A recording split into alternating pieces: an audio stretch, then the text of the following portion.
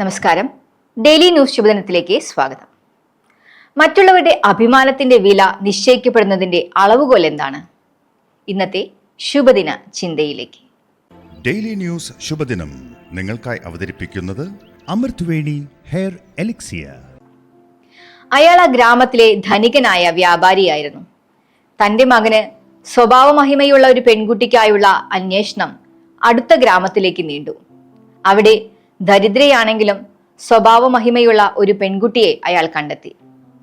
കല്യാണ ദിവസം വധുവിന്റെ വീട്ടിലേക്ക് പോകാനിറങ്ങിയ വരന്റെ വീട്ടുകാരോട് ജ്യോതിഷി പറഞ്ഞു, ഇന്ന് മോശം ദിവസമാണ്, നക്ഷത്രങ്ങളെല്ലാം നമുക്കെതിരാണ്. വീട്ടുകാർ യാത്ര അടുത്ത ദിവസത്തേക്ക് മാറ്റിവെച്ചു.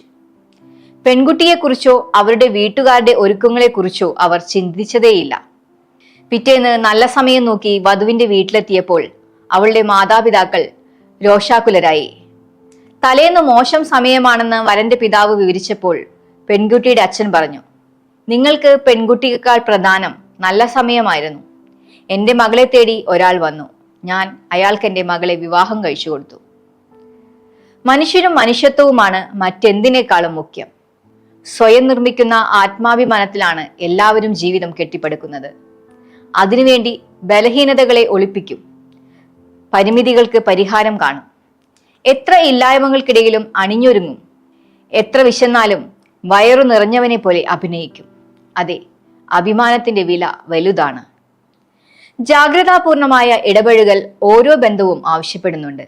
അവിടെ അന്തസ്സിന്റെയും അഭിമാനത്തിന്റെയും അതിർവരമ്പുകൾ ഭേദിക്കപ്പെടാതിരിക്കാൻ നമുക്ക് ജാഗ്രത പുലർത്താം. ശുഭദിനം.